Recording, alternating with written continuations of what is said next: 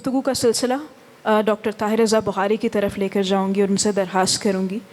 कि वो इस मौजू के हवाले से ख़ास तौर पर वो जिस ओहदे पर हैं अपने फ़राइज़ मनसबी के पस मंज़र में भी कुछ इस हवाले से बात करें। डॉक्टर फ़ातिमा फ़ैयाज़ साहिबा ने डॉक्टर ताहिर रज़ा बुखारी का तारुफ़ जो करवाया है, मुझे मेरी ख्वाहिश है कि मैं उसमें थोड़ा सा इजाफ़ा करूं। उन्होंने डॉक्टर साहब के महज इंतज़ामी पहलू को उजागर किया है कि वो फ़लाँ ओहदे पर काम करते रहे और कर रहे हैं। डॉक्टर साहब एक सादात के अहले इल्म और अहले तरीक़त घराने के चश्म चराग़ हैं और अपना एक रूहानी पस मंज़र रखते हैं, साहिब इल्म हैं, साहिब तसनीफ़ हैं, और ये जो मौजू है इस मौजू से एक तभी मुनासिबत रखते हैं, अलावा इसके कि वो औक़ाफ़ और मज़हबी उमूर के सेक्रेटरी हैं या तवील अरसा उसके डीजी रहे हैं। तो उनकी इस तकरीब में मेरा ख़्याल है जो तशरीफ़ आवरी है वो किसी मनसबी ओहदे की बुनियाद पर नहीं है, बरबिनाए ज़ौक़ है और उस मुनासिबत के एतबार से है जो मौरूसी एतबार से, इल्मी एतबार से और अपनी तरजीही एतबार से उन्हें इस मौजू से हासिल है।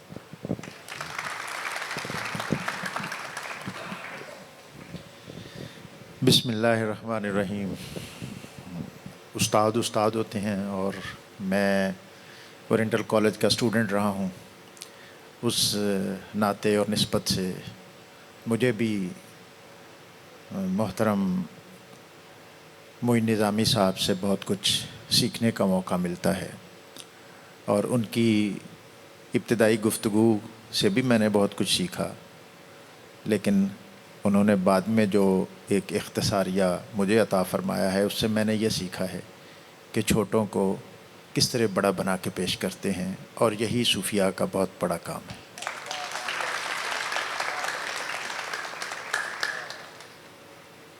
इस अहद और इस ख़ित्ते के अंदर हमारे यहाँ बिलख़ुसूस बर्र-ए-सग़ीर के अंदर जो अज़ीम तर समाजी इनकलाब रूनुमा हुआ और जिसके सबब इस ख़ित्ते में एक तवील अरसा तक मुसलमानों की हुकूमत रही, उसमें जो बुनियादी और कलीदी किरदार है वो इन सूफिया का है। और इस इनकलाब के मैं समझता हूँ कि दो हिस्से हैं। एक तो सूफिया की तालीमात और उनकी जो शख्सियत है और उनकी जो इस सोसाइटी के अंदर असर आफरीनी है जो अब तक जारी है, और इसके साथ एक इंफ्रास्ट्रक्चर उन्होंने जो खानकाह का दिया, जो एक एडमिनिस्ट्रेटिव सेटअप दिया है जिसमें खानकाह है, खानकाह के साथ सराय है और उसके साथ एक लंगर का एहतमाम और इंसराम है। और अल-बैरूनी ने ये कहा था कि जो बर्र-ए-सग़ीर के अंदर जो इस कदर अज़ीम और वक़ी इनकलाब जिसके सबब इस ख़ित्ते के 90% घराने ऐसे हैं कि जो हनफीउल मज़हब हैं और तसव्वुफ़ पसंद हैं, और सबब उसका ये है कि ये ख़ित्ता जो है हिंदुस्तान था और यहाँ के रहने वाले हिंदू थे या ब्राह्मण या दीगर जो यहाँ की अक़वाम थीं वो थे, और मासवाए सादात के चंद घरानों के या सूफिया के चंद घरानों के जो मुख्तलिफ़ अतराफ़ से बिलख़ुसूस गज़नी और ये जो हमारा एरिया है पिशावर, इससे लाहौर और फिर आगे बढ़े या दूसरा एरिया जो है मुल्तान और इससे हिंदुस्तान में आए, तो यहाँ के जो लोग हैं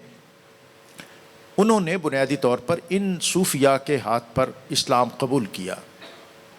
और जिसके सबब यहाँ पर ये अज़ीम इनक़लाब रूनुमा हुआ। अल-बैरूनी ने कहा कि सूफिया ने यहाँ जो दस्तरखान आरास्ता किए उसके सबब इस ख़ित्ते के अंदर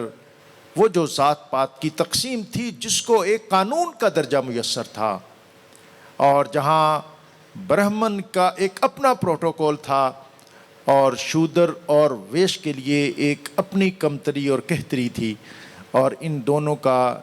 कहीं पर भी मलाप और इम्तिज़ाज मुमकिन नहीं था। इन सूफिया ने इस ख़ित्ते में आकर जो सबसे बड़ा इनकलाब बर्पा किया वो ये था कि यहाँ रंग, नस्ल और खून की ये जो तक़सीम थी और ये जो तबक़ाती निज़ाम था इसको ख़त्म करके وہ دسترخوان آراستہ کیا جس میں وہ از خود بھی بیٹھے اور اس سوسائٹی اور اس معاشرے کے سب سے کم تر اور کہتر بندے کو اپنے سامنے بٹھایا، اور جو لقمہ انہوں نے اپنے منہ میں ڈالا وہی اپنے ہاتھ سے اس کے منہ میں ڈالا، اور پھر ان کی خانقاہ رواداری اور انسان دوستی کی امین بنی کہ جمنا کے کنارے سلطان المشائخ حضرت خواجہ نظام الدین اولیاء آپ اپنی خانقاہ میں بالعموم جو آپ دوسری منزل تھی تب اس میں آپ ایک دن ٹہل رہے تھے اور آپ قیام بھی وہی فرماتے تھے، آپ نے دیکھا کہ دریا سے ایک بڑھیا جس پر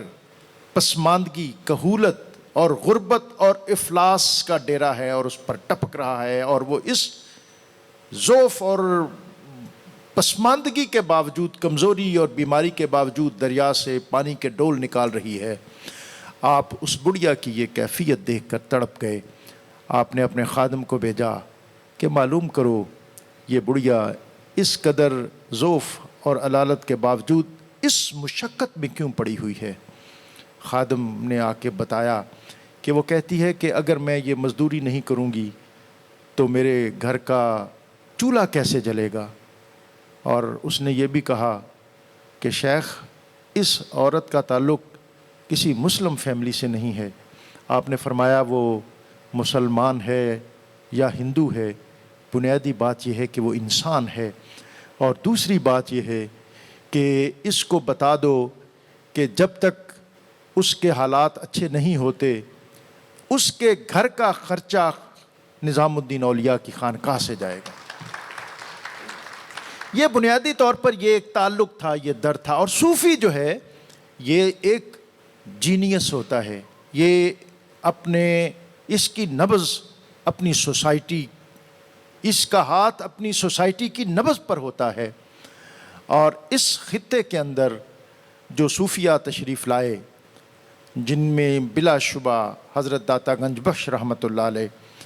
آپ کو اولیت اور آپ کو جو اعزاز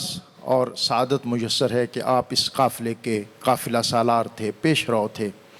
آپ نے اور ان صوفیہ نے ابتدائی طور پر اس سوسائٹی کا پوری طرح مطالعہ کیا، اور پھر انہوں نے دیکھا کہ کس طرح اپنی دعوت اور تبلیغ کو یہاں پر لوگوں کے سامنے پیش کرنا ہے۔ اور ان کی خانقاہیں، ان کے واعظ،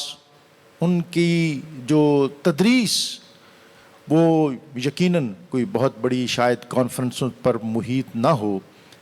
لیکن ان کا عمل اور ان کا کردار جو ہے وہ اس خطے میں اس قدر معروف اور معتبر تھا کہ جسٹس سید امیر علی نے لکھا کہ حضرت داتا گنج بخش رحمۃ اللہ علیہ آپ جب راوی کے کنارے آپ کے فیوزات عام ہوئے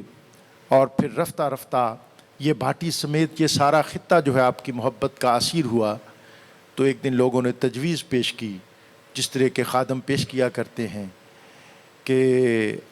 اب اس خطے کا اور اس بستی کا اور اس بھاٹی دروازے اور چوک کا نام اب حجویری دروازہ ہونا چاہیے۔ تو آپ نے فرمایا کہ نہیں، اس کا نام بھاٹی دروازہ ہی رہنا چاہیے، اس لیے کہ یہ لوگ یہاں پر قدیمی رہائش رکھتے ہیں اور مجھ سے پہلے کے رہنے والے ہیں۔ یہ بنیادی طور پر وہ وسعت اور اعلیٰ ظرفی ہے کہ جس کے سبب بالآخر پھر دل پلٹتے ہیں اور ذہن بدلتے ہیں۔ آخری بات جو میں انتظامی حوالے سے کرنا چاہتا ہوں وہ یہ ہے کہ آج جو ہمیں خانقاہوں کا نظام نظر آتا ہے اس کا انفراسٹرکچر تو کسی حد تک موجود ہے، خانقاہ موجود ہے، اس کے اندر لنگر کا اہتمام موجود ہے، اس میں سرائے موجود ہے، لیکن وہ اسپرٹ،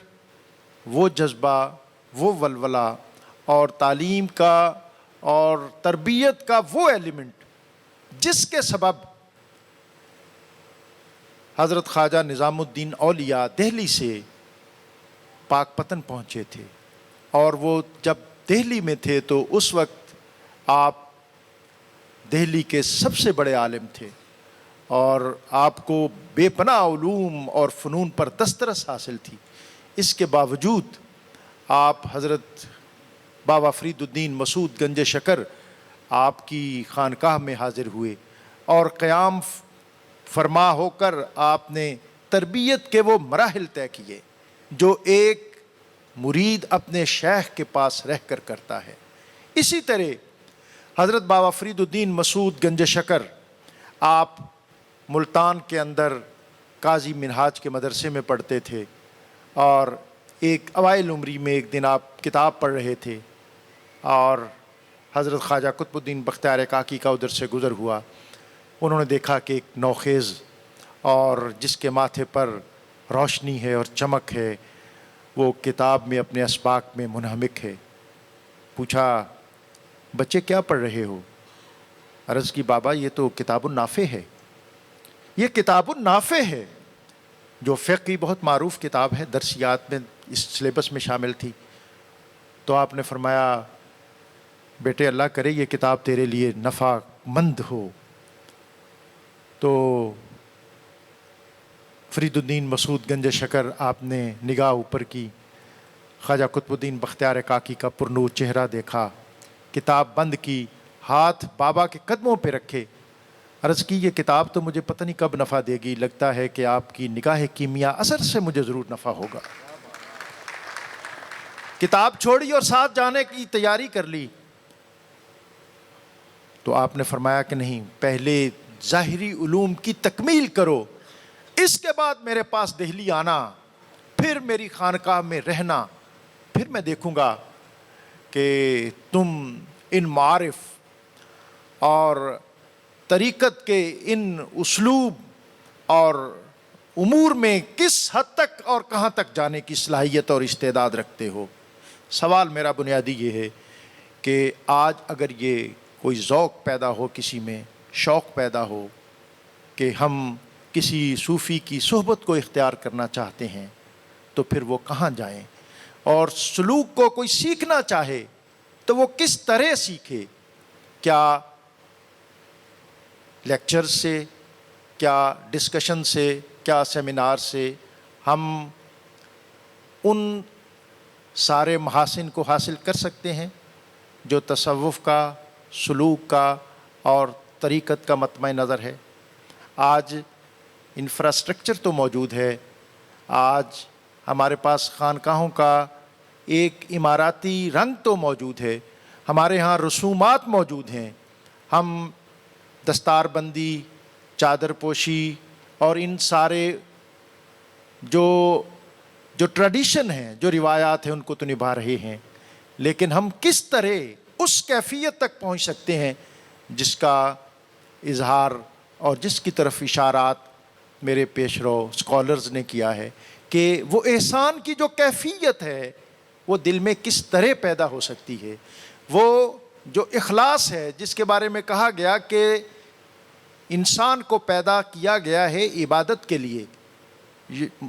اور پھر عبادت کون سی عبادت؟ یہ ہماری بے ربط عبادت کہ صفیں کج کج دل پریشاں سجدہ بے ذوق، کہ جذبے اندروں باقی نہیں ہے. اس کیفیت کو جو ہمارے صوفیاء کا ترہ امتیاز تھا، جو ان خانقاہوں سے نکلتا تھا، جو ان سلاسل کا حقیقی فیضان تھا، اس تک ہم کس طرح پہنچ سکتے ہیں اور اس منزل کو ہم کس طرح حاصل کر سکتے ہیں؟ میرے خیال میں آج کے عہد کا تصوف کے حوالے سے، صوفی ازم کے حوالے سے ایک بہت بڑا سوال اور ایک بہت بڑی طلب